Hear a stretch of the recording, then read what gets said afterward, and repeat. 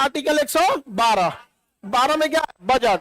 Budget शब्द की जगह होता है वार्षिक वित्तीय विवरण। वार्षिक वित्तीय विवरण। वार्षिक वित्तीय विवरण को हम क्या कहते हैं? बजट। क्या कहेंगे? बजट। बजट क्या कहेंगे? बजट। बजट प्रस्तुत करने का अधिकार राष्ट्रपति को होता है, लेकिन वह किसी मंत्री से प्रस्तुत कराता है।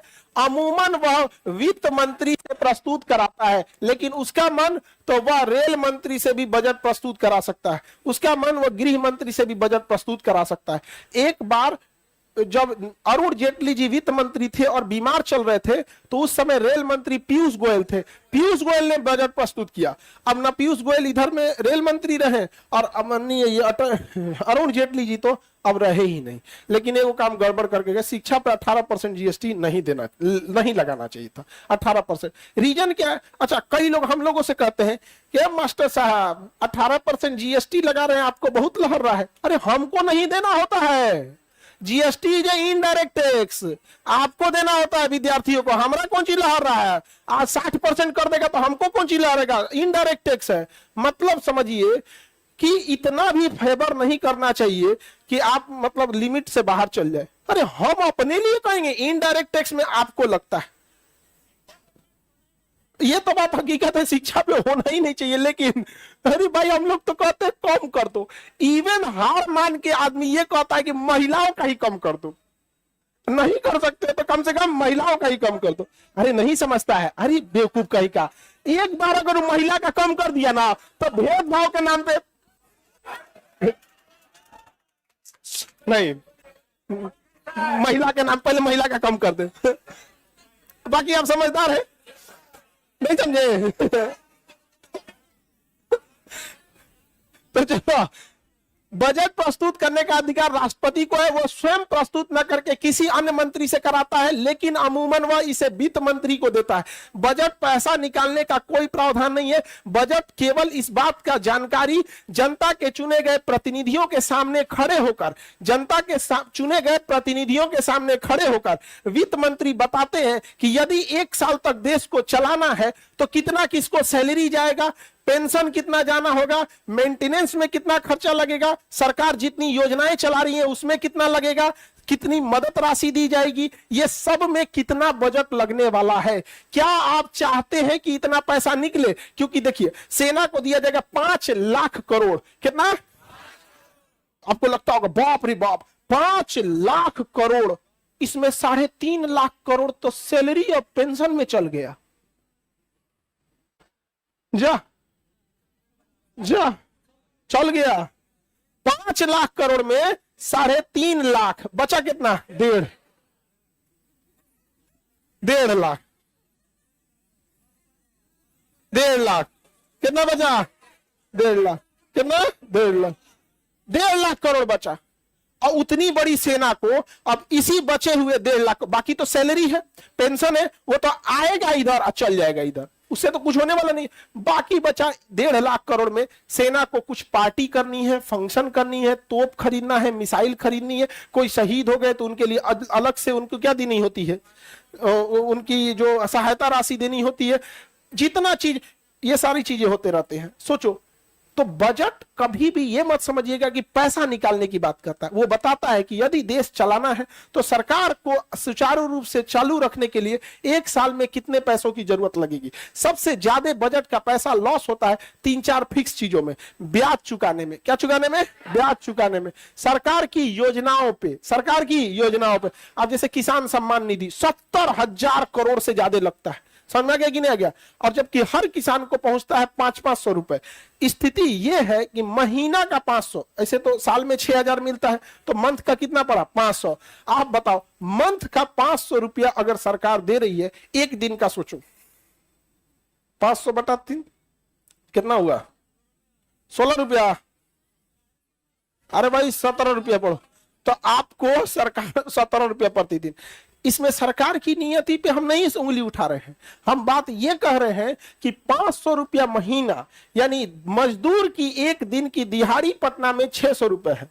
पटना में 600 हो गया है, तो मजदूर की एक दिन की दिहाड़ी 600 रुपया है, लेकिन सरकार किसान को उसके सम्मान के लिए पूरी महीने का 500 रुपए दे रही है। सोचिए कि किस स्थिति में किसान है कि वो 500 रुपए को सम्मान समझ रहा है। दुख इस बात पे होता है उसकी। देखिए, ये नहीं करे किसान को लेना नहीं चाहिए, इतनी दुर्दशा है उस बेचारे किसान की कि उसके लिए यह राशि भी एक काम लायक राशि हो जाती है। ये तकलीफ दे होता है कि जहां भारत को सोने की चिड़िया किसानों का देश कहा जाता है, मतलब एक दिन की मजदूरी उसको भर महीना में एक बार मिलता है और सम्मान के रूप में 5 किलो राशन जो आम लोग लाइन में लग के लेते हैं, ये दिखाता है कि अभी हमें कितना और काम करने की जरूरत है। हालांकि सरकार ने जो काम किया है वो अच्छा काम है, हम इसकी बात नहीं कह रहे, लेकिन बात यह है कि एक छोटा बच्चा को 10 रुपए का चॉकलेट खरीदा देगा ना, वो उसका सबसे रिश्तेदार, फेवरेट रिश्तेदार हो जाता है, लेकिन वही आपको, आपके लिए 10 रुपए की वैल्यू नहीं है। तो सरकार के अपने खर्च बहुत ज्यादा होते हैं। अभी तो 8,000 हो गया ना, बढ़ने वाला है किसान सम्मान प्रस्ताव है, देखिए बढ़ जाना चाहिए। आगे बढ़े, इलेक्शन तो खत्म हो गया, लेकिन आगे बढ़े, किसी को कोई दिक्कत? आगे बढ़ते हैं। समझो तो बजट में क्या है, भाषण दिया जाता है, क्या क्या काम करना है। इस बजट पर अब विवाद होगा, विपक्ष कटौती प्रस्ताव लाएगा कि आप इस विभाग को ज्यादा पैसे क्यों दे रहे हैं या इस विभाग को कम पैसे क्यों दे रहे हैं। तो विपक्ष अपनी बातें कहेगा, सरकार अपनी बातें कहेगी, बहस हो जाएगा बजट पे। तो बजट कहां जाएगा? राज्यसभा में। राज्यसभा के पास भी 14 दिन का पावर, बजट में भी उसको बहुत पैसा के मामले में उसको पावर ही नहीं है, क्योंकि पैसा जनता का है और जनता की किधर सदन है? लोकसभा, जनता का सदन लोग। जब ये बजट पे पूरी बहस हो जाती है तो जो बजट में काट छूट करना था, मान के चलिए मांगा गया इतना का बजट, 45 लाख करोड़ का। कितना का बजट है? 45 लाख करोड़ का सरकार खर्चा करती है, 45 लाख करोड़। अब उतना पैसा निकालना होता है, सोचिए अब पैसा कैसे निकलेगा? बाप रे, खंगाल देगा सब तो दिक्कतें हो जाएगा। बिहार को भी मिलता है 2.5 लाख करोड़। कितना? जिसमें से 2 लाख करोड़ खर्च हो जाता है केवल 2 लाख करोड़ शिक्षा पे नहीं जी, 45,000 करोड़ शिक्षा पे जाता है। बिहार को कितना मिलता है? 2.5 लाख करोड़। कितना बिहार को मिलता है? 2.5 लाख करोड़। इसमें से 2 लाख करोड़ खर्चा हो जाता है सैलरी, पेंशन और योजनाओं में, नल जल, हरियाली, टंकी, ये वो दुनिया भर का है। बचा कितना? 50,000 करोड़। इसी में पुल बनेगा, इसी में सड़क बनेगी, इसी में अस्पताल बनेगा, सारी चीजें इसी में होने वाली है। समझ में आ गया कि नहीं?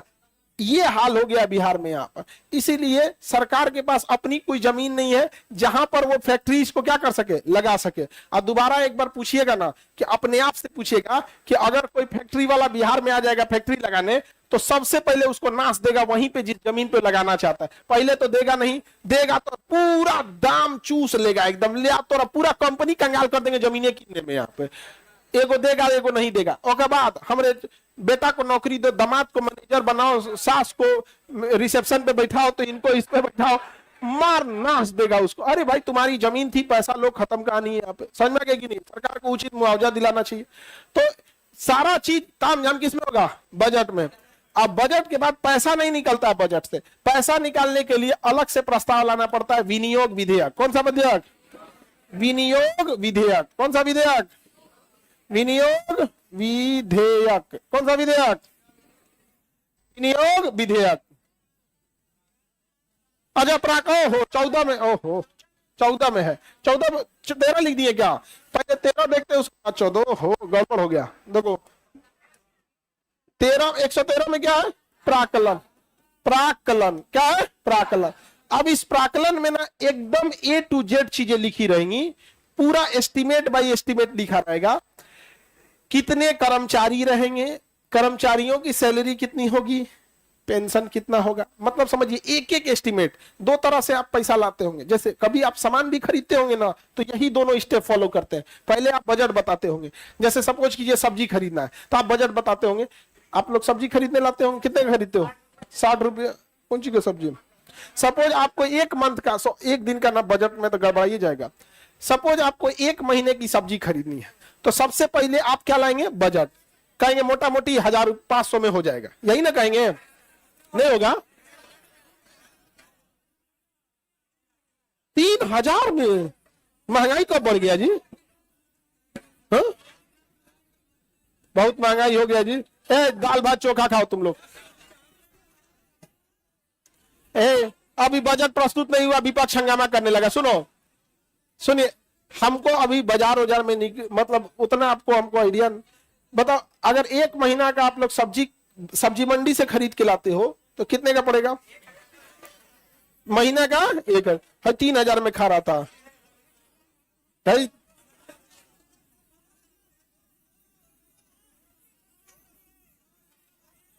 यह दूसरे को भी दिलाता है। यही 2 को प्लास्टिक में लेके घूमता है। नहीं समझ में आ गया? 2 को प्लास्टिक में घूमे। हाँ, गली में हो ना। यही है साहब। चलो, गली में चल गया है वो। भिगना पहाड़ी देखा है, भिगना पहाड़ी पहुंचाता है। यही सब में तो पैसा जा रहा है तुम लोग का। चलो, सपोज करो कि 1,000 रुपए में आपको सब्जी लाना है, तो बजट कितना हो गया? 1,000 रुपए। लेकिन ऐसे तो होगा नहीं, इसमें तो घपला हो सकता है। तो घोटाला ना हो इसलिए उसका प्राकलन तैयार किएगा, एस्टिमेट कि 1,000 रुपए में आलू कितने का, मिर्चा कितने का, समझा गया, धनिया कितने का, परवल, जो भी चीज होगा। तो इंडिविजुअल एक कितने का वो किसमें रहेगा? प्राकलन। समझा गया? तो पहले बजट, उसके बाद प्राकलन, और जब प्राकलन आ जाएगा तो विनियोग। क्या आएगा? विनियोग। विनियोग विधेयक। बताइए पैसा किससे निकलता है? विनियोग विधेयक। विनियोग विधेयक को कौन पास करेगा? संसद।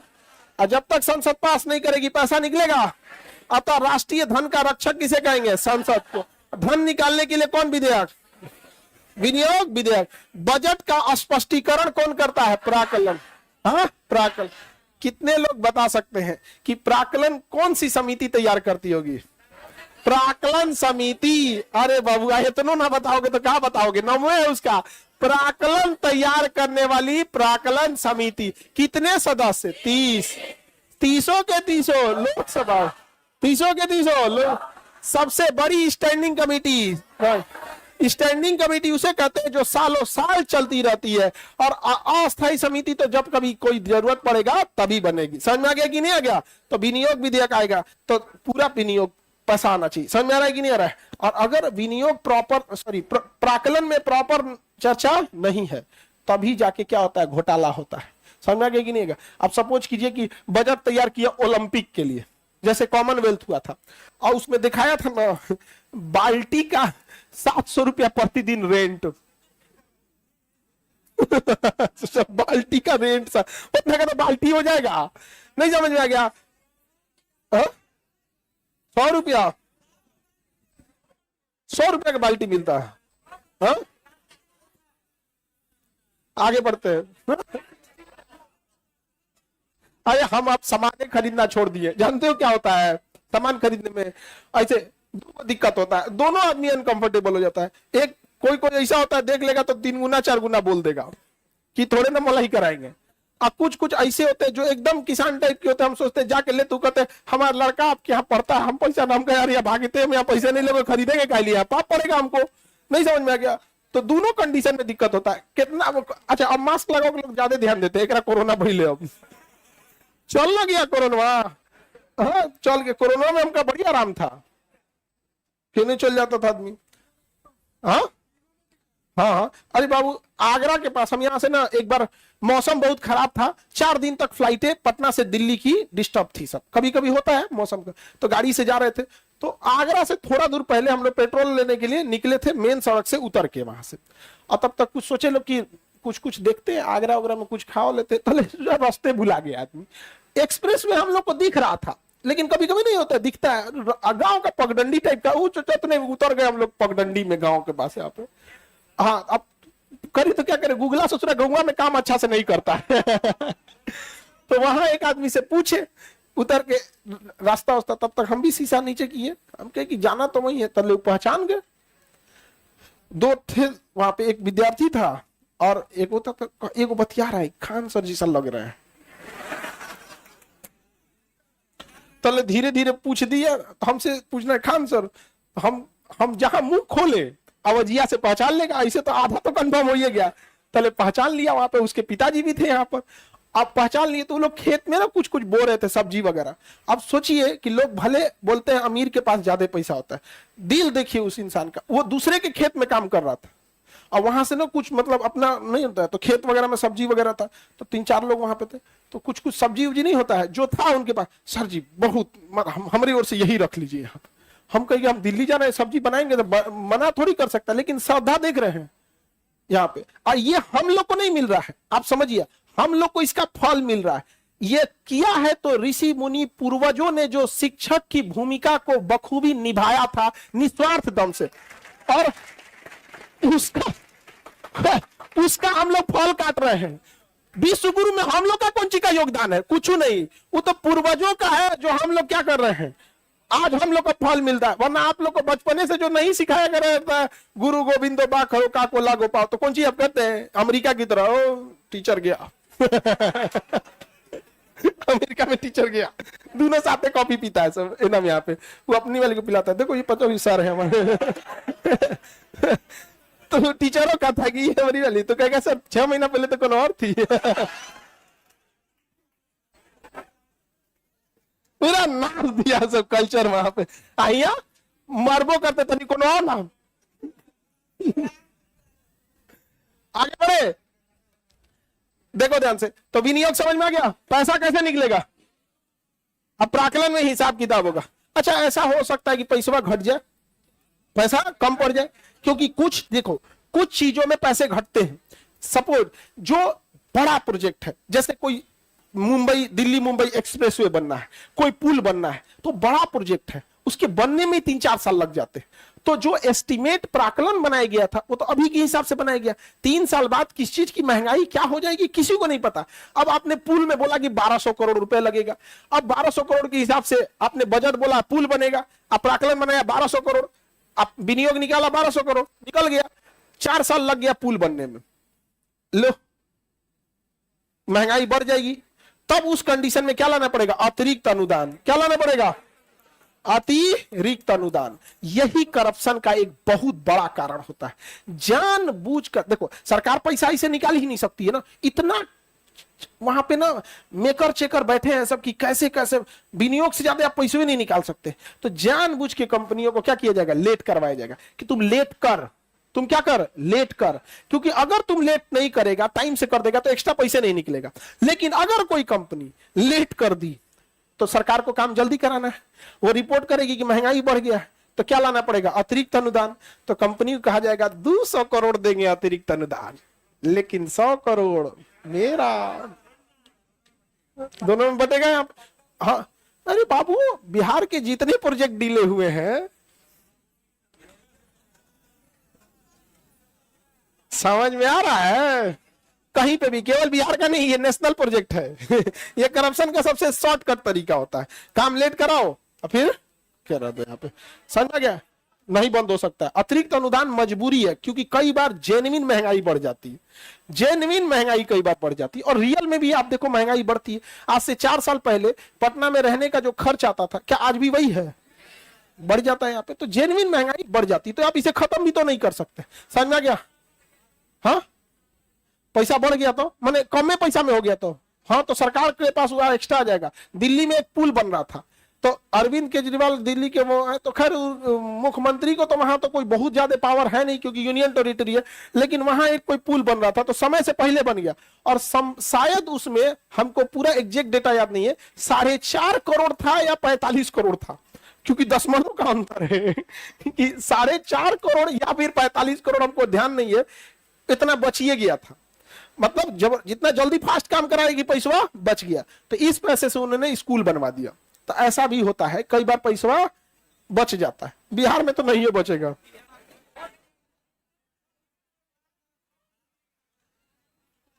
एक और काम था जिसपे मोदी जी ने करप्शन पे हमेशा के लिए रोक लगा दिया, एक और बहुत बड़ा करप्शन का था, लेकिन पिछले साल मोदी जी ने इस पे व्यवस्था बहुत अच्छा बना दिया। कैसे क्या करता था, जैसे कोई सड़क बननी है तो पहले सड़क बना देगा, फिर आके वो खोद देगा, का तो नाली बनाना है, तो जैसे नाली बनेगा ना, अब उस नया सड़क वाला टेंडर पास होगा कि फिर से बनाना है, और फिर से नहीं बनेगा, खाली मसाला चटा के चल जाएगा, फिर एगो आएगा खोद देगा, का पाइपलाइन लगाना है, पाइपलाइन का तो पैसा गया, उसमें करप्शन नहीं है, लेकिन अब दोबारा सड़क टूट गई है तो फिर मसाला चटा देगा, अब पैसा लेगा पूरा का, फिर एगो खोद देगा गैस पाइपलाइन।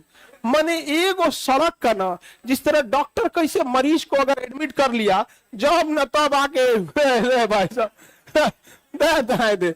इसलिए मोदी जी ने कहा कि देखो इसको आईसीयू में ले चले, यहाँ पे समझ में गया नहीं, एक पानी बोतल चढ़ रहा है सब उसी में पहुंच दो, तो पीएम गति शक्ति योजना लाए, पीएम गति शक्ति, कहे कि इससे रिलेटेड जितनी चीजें हैं, गैस पाइपलाइन, सड़क pipeline, emergency pipeline, telephone line, wifi cable, नाली, ढक्कन, सब ससुरा 6 महीना प्रोजेक्ट लेट में तो चलेगा, लेकिन सारा विभाग कहे कि ये प्रोजेक्ट बन रहा है, हमको इस किस चीज की जरूरत है, अगले 20 साल का प्लान बना के दे, और अगर नहीं बना के देगा, बीच में बोलेगा ना, तो विभाग को हम कार्रवाई करेंगे विभाग के ऊपर।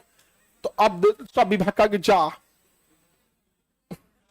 गई लो, तो अब प्रोजेक्ट पे भले डीले हो जाए, लेकिन सबको अपना एनओसी देना है कि मुझे इस सड़क के नीचे कुछ नहीं करना है। देखना है यहाँ पे गांधी सेतु बना है ना पटना में, तो गांधी सेतु बना होगा ना, तो साइड में ना 6 फीट का एगो एक्स्ट्रा जगह छोड़ा होगा, समझा गया, जिसमें से साइकिल निकल जाता है, और उसके बगल में एगो पतला नाली टाइप का बनाया होगा यहाँ पे, उसका अभी भले यूज नहीं है, लेकिन वाईफाई का केबल उसी से जाएगा, गैस पाइपलाइन फ्यूचर में उसी से जाएगा, पेट्रोल पाइपलाइन उसी से जाना होगा। नहीं तो मोदी जी केम छो अच्छा काम किए कि नहीं किया। तो देखो राजनीति व्यवस्था, क्योंकि पॉलिटी का विषय है, कभी भी केवल किसी का समर्थन और केवल किसी का अगर विरोध करेंगे आप वन साइडेड हो जाएंगे। अगर अच्छा काम किया है तो उसे अच्छा काम को इतना मतलब बढ़िया ढंग से प्रस्तुत कीजिए कि वो ससुरा नहीं प्रस्तुत किया उस टाइम का, और विरोध अगर गलत काम किया है तो ऐसा विरोध कीजिए कि विपक्ष भी कहेगा कि क्या गजब विरोध किया मतलब समझिए, वन साइडेड नहीं होना चाहिए। अच्छा काम था, अगर यही वाला अतिरिक्त अनुदान पे भी रोक लग जाए तब तो मजे आ जाए, लेकिन ये नहीं हो सकता क्योंकि मजबूरी है। आगे बढ़े, किसी को यहां तक में दिक्कत 112